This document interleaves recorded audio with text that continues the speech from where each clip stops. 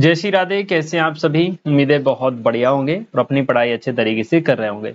तो भाई class 11th mathematics chapter first का पार्ट नंबर 7 आज हम करेंगे, जिसमें प्रश्नावली 1.4 इसके प्रश्न 7 से 12 तक सभी प्रश्न आज हम कंप्लीट करेंगे। इससे पहले हमने इसके सारे क्वेश्चन आपको करवा दिए हैं प्रश्न क्रमांक 1 से 6 तक।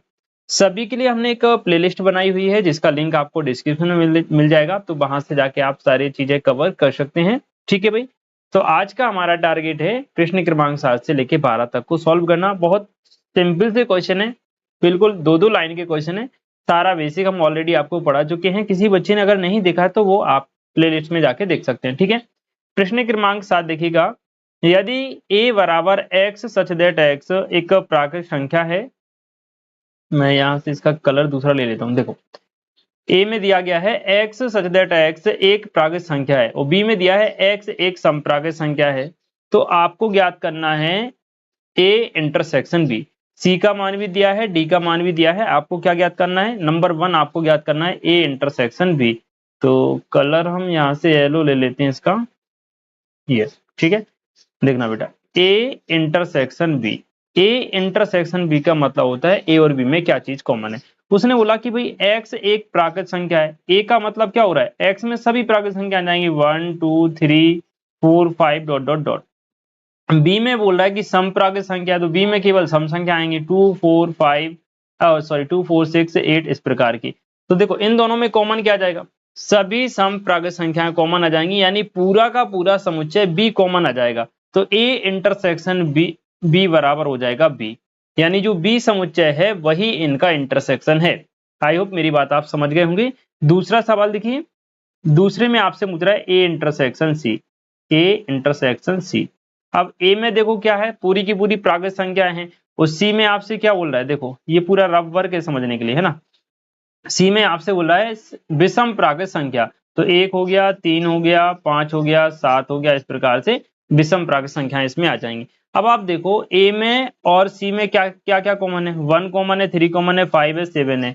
1 3 5 इधर 7 भी आ जाएगा। यानी जितनी भी विषम प्राकृत संख्याएं हैं वो सारी की सारी कॉमन है। यानी कि हम कह सकते हैं पूरा का पूरा सेट सी, समुच्चय सी इसमें उभयनिष्ठ है। तो ए इंटरसेक्शन का मान, ए इंटरसेक्शन सी का मान सी हो जाएगा, इसलिए इसका आंसर हो जाएगा सी। बात समझ गए? इसके बाद देखिए बेटा, थर्ड क्वेश्चन। थर्ड में आपसे पूछ रहा है A intersection D. A intersection D बराबर। अब ए में तो पूरी की पूरी प्राकृत संख्या है, डी में आपको क्या दिया गया है? देखना बेटा, डी में आपको दिया गया है डी एक अभाज्य संख्या है। डी क्या है? अभाज्य। अभाज्य होती है 2 3 5 एंड 7 इत्यादि, ये सारी क्या होती है? अभाज्य संख्या है। अब ए और डी में आप देखो क्या चीज आपको कॉमन मिल रही है। तो ए में आपको 2 मिल रहा है और डी में भी क्या मिल रहा है? 2। 2 के अलावा ये सारी कॉमन मिल रही हैं। सॉरी, हाँ ठीक है।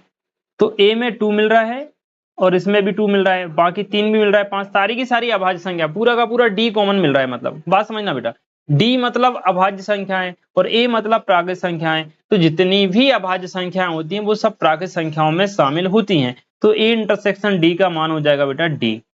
बात समझ में आ गई? अब फोर्थ वाला देखिए।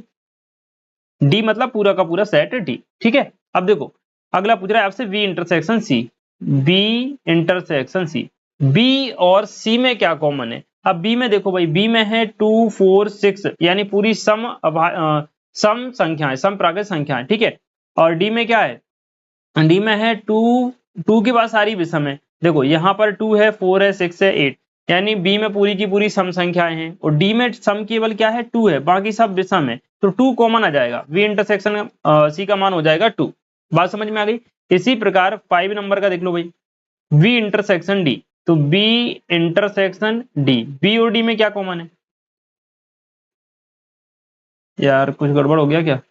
अरे यार, मैंने ये जो है ना, ये बेटा बी इंटरसेक्शन डी वाला कर दिया अपन ने यहाँ पे। ये बी इंटरसेक्शन डी, ये हो गया अपना पांचवा। फोर्थ वाला मैं नीचे करवा देता हूँ। ठीक है। ये जो अभी अपन ने किया ना, ये पांचवा हो गया, क्योंकि मैंने बी और डी का कॉमन निकाल दिया, जो कि पांचवे में पूछा गया था। खैर, अब सी को देख लो भाई, सी को इस यहाँ पे देख लेते हैं। बी में और सी में कुछ कॉमन है क्या? देखो, बी में पूरी की पूरी सम संख्याएं और सी में पूरी की पूरी विषम संख्याएं, तो कहीं से कुछ भी कॉमन नहीं है। तो बी इंटरसेक्शन डी 5 हो जाएगा। 5 माने रिक्त समुच्चय हो जाएगा। ठीक है। अगला देखो, 5 नंबर का हो गया। अब 6 नंबर का देखना है हमें। 6 में पूछ रहा है C intersection D. C intersection D. C में क्या है भाई? सी में है 1 3 5 7 विषम अभाज्य संख्याएं हैं, या विषम संख्या अपन कह सकते हैं, ठीक है, विषम प्राज्ञ संख्या। और डी में क्या है? 2 3 5 7। तो इसमें देखना बेटा, सी में और डी में देखो दो तो कॉमन नहीं है, क्योंकि यहाँ सब विषम है और यहाँ पर अभाज्य संख्याएं हैं पूरी की पूरी। तो दो को छोड़ के बाकी जितनी भी अभाज्य संख्याएं होती हैं वो विषम होती हैं, वो सभी की सभी सी में भी आएंगी। सी में 3 भी आएगा, 5 भी आएगा, 7 11 13 19 21 ये सारी चीजें आएंगी। तो सी इंटरसेक्शन डी में क्या हो जाएगा? हम इसको रोस्टर फॉर्म में लिखेंगे, एक्स सच दैट एक्स एक विषम अभाज्य संख्या है। क्या लिखेंगे? विषम अभाज्य संख्या है। अब ये विषम अभाज्य क्यों है? हम यहाँ केवल अभाज्य क्यों नहीं लिख रहे हैं? क्योंकि अगर हम विषम ना लिखेंगे तो अभाज्य संख्याओं में 2 भी आता है, जबकि 2 आपको सी में नहीं दिया गया है। क्लियर? तो इसमें केवल विषम अभाज्य संख्या आ जाएगा। उम्मीद है सारे क्वेश्चन आपको समझ में आ गए होंगे। एक बार कमेंट सेक्शन में यस जरूर लिखिएगा कि जी सर समझ गए, और बाकी अपने दोस्तों के साथ क्लास को शेयर करना है। ठीक है भाई। प्रश्न क्रमांक 8 देखिएगा, आपसे पूछ रहा है निम्नलिखित युग्मों में से कौन कौन असंयुक्त हैं। देखो भाई, असंयुक्त का सीधा सा मतलब है, मान लो कि आपके पास a बराबर दिया है 1 2 एंड 3, एंड b बराबर आपको दिया है 2 3 4, एंड c बराबर आपको दिया गया है 7 8। बस, तो ऐसे दो समुच्चय जिनमें कुछ भी कॉमन ना हो वो असंयुक्त कहलाते हैं। अगर एक अवयव भी कॉमन आ गया तो फिर वो असंयुक्त नहीं होंगे। जैसे देखो बी और सी में यहाँ 2 और 3 है, यहाँ पर भी 2 3 है, तो ए और बी असंयुक्त नहीं है। जबकि आप देखें बी और सी में कुछ भी कॉमन नहीं है, यानी कि बी इंटरसेक्शन सी देखा जाए तो ये फाई आ रहा है। फाई आ गया मतलब बी और सी क्या है? असंयुक्त समुच्चय है।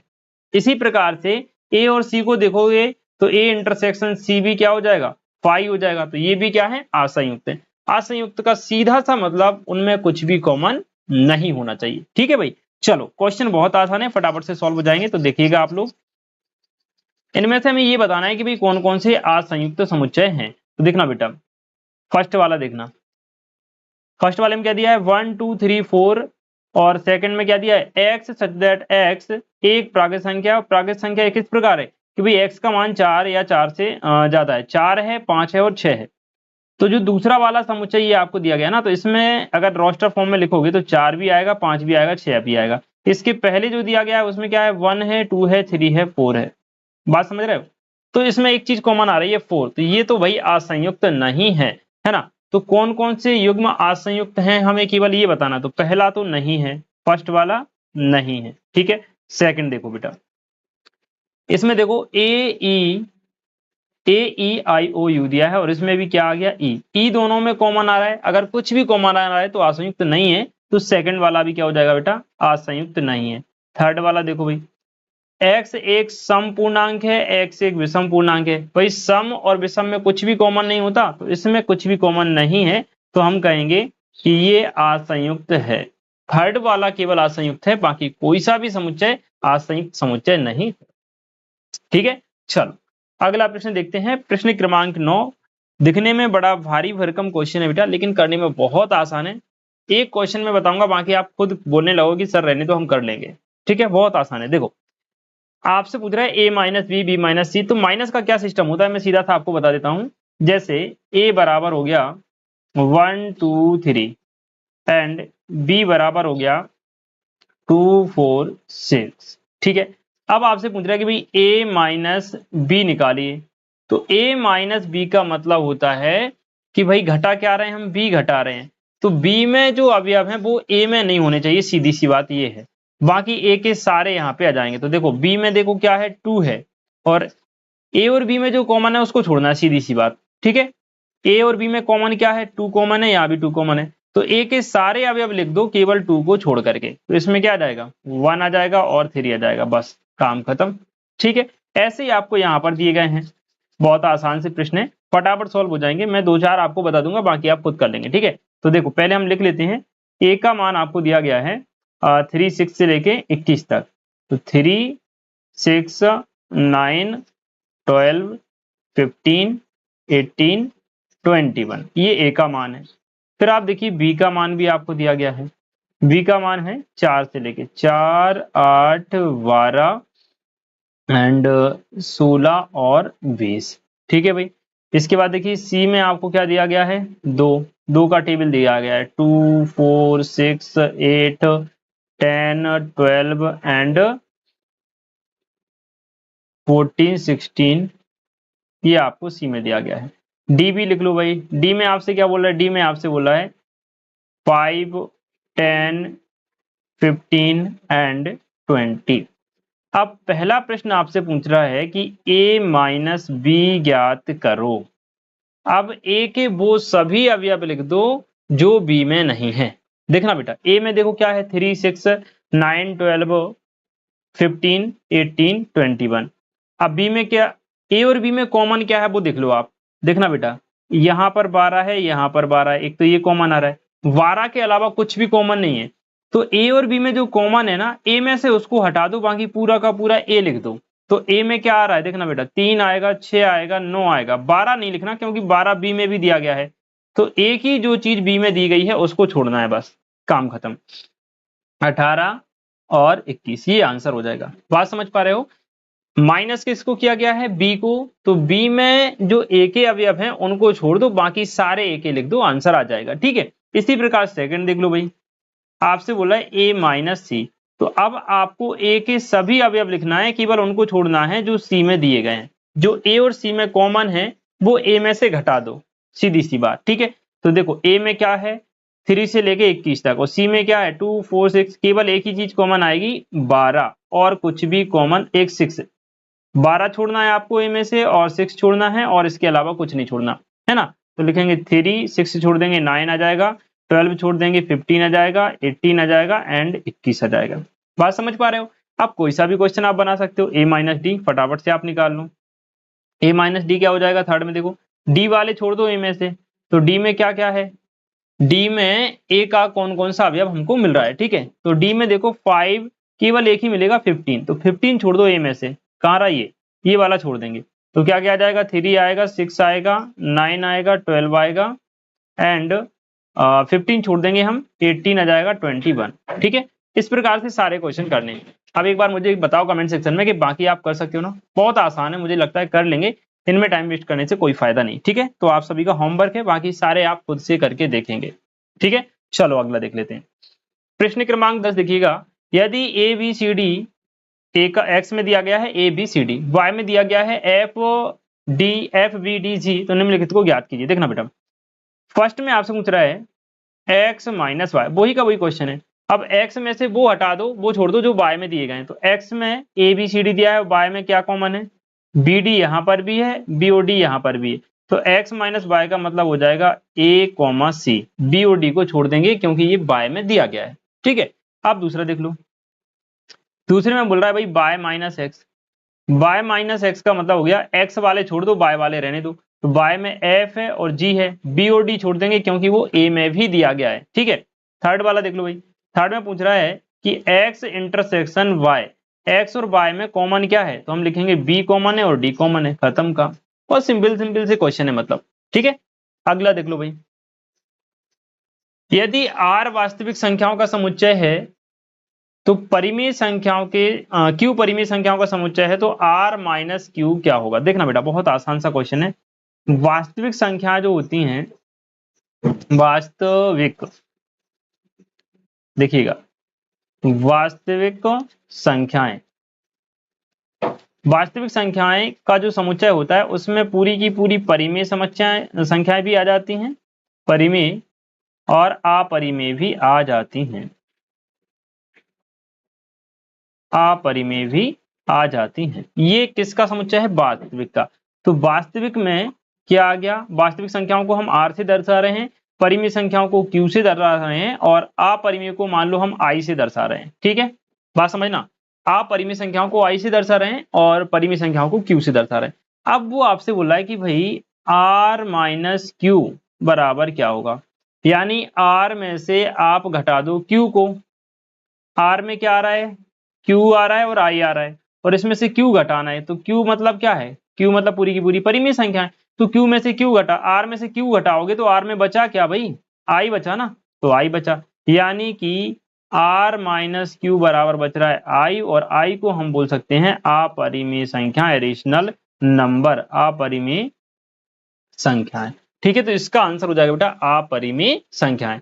वास्तविक संख्याओं में से अगर हम परिमेय को घटा दें तो केवल क्या बचेंगी, अपरिमेय ही बचेंगी। ठीक है, एक लास्ट क्वेश्चन आपके सामने बचा हुआ है, बहुत सिंपल सा है। बताइए निम्नलिखित कथनों में से प्रत्येक सत्य है या असत्य, अपने उत्तर का औचित्य भी दीजिए। 4 क्वेश्चन आपको दिए गए हैं, सत्य असत्य बताना है। अब फर्स्ट वाला देखो भाई, फर्स्ट में आपको क्या बोल रहा है, 2, 3, 4 एंड 5 तथा दूसरा जो सेट है वो 3,6 दिया गया है, और आपसे बोला है असंयुक्त समुच्चय है, असंयुक्त समुच्चय समुच्चय है। अब आप देखो मैंने क्या बताया था, अगर दो समुच्चयों में कुछ भी कॉमन आ जाता है तो वो असंयुक्त नहीं होगा, और कुछ भी कॉमन नहीं है तो असंयुक्त हो जाएगा। तो इसमें कॉमन आ रहा है बेटा, यहाँ पर 3 है और इसमें 3 है, तो पहला तो असंयुक्त नहीं है। मैं डायरेक्ट आंसर लिख रहा हूं बेटा, पहले में आप क्या लिखेंगे, ऐसा लिख सकते हो आप, असंयुक्त संयुक्त, अरे चलो लो, असंयुक्त नहीं है, फर्स्ट वाला असंयुक्त नहीं है फर्स्ट। अब सेकंड में देखना कुछ कॉमन है क्या भाई, सेकंड में देखो क्या दिया गया है, ए ई आई ओ यू, और यहाँ क्या दिया A B C D, A common आ रहा है, यहाँ पर भी कॉमन है, यहाँ पर भी कॉमन है, तो ये भी क्या है, ये भी असंयुक्त नहीं है, असंयुक्त नहीं। क्लियर। अब तीसरा वाला देखते हैं भाई, तीसरे में कुछ कॉमन मिल रहा है क्या हमें, थर्ड वाले में देखो, यहाँ है 2, 6, 10, 14, यहाँ है 3, 7, 11 और 15, तो कुछ भी यहाँ पर कॉमन नहीं है, तो हम यहाँ लिखेंगे संयुक्त समुच्चय है या संयुक्त है, केवल इतना लिख दो संयुक्त है। ठीक है, इसी प्रकार फोर्थ वाला देख लो बेटा, फोर्थ वाले में कुछ कॉमन मिल रहा है क्या भाई, फोर्थ वाले में आप देखेंगे तो यहाँ 2, 6, 10 दिया, यहाँ 3, 7, 11, कुछ भी चीज हमें कॉमन नहीं मिल रही, कुछ भी कॉमन नहीं है, तो हम लिख देंगे संयुक्त है, संयुक्त है। ठीक है भाई, तो ये प्रश्नावली 1.4 आज आपकी कंप्लीट हो गई, और सारे क्वेश्चन जो है हमने आपको कंप्लीट करवा दिए हैं, और मुझे उम्मीद है कि सारे के सारे क्वेश्चन आपको अच्छे से समझ आ गए होंगे। ठीक है भाई, तो वीडियो कैसी लगी कमेंट सेक्शन में जरूर बताना है, दोस्तों को शेयर भी करना है, और अगर आप हमसे पढ़ने में इंटरेस्ट है तो आप चैनल को सब्सक्राइब करके नोटिफिकेशन ऑन कर सकते हैं। ठीक है, चलिए जल्दी ही मिलेंगे आपसे नेक्स्ट वीडियो में, जिसमें हम प्रश्नावली 1.5 आपको करवाएंगे। ठीक है जी, चलिए, तो good bye, thank you and जय हिंद।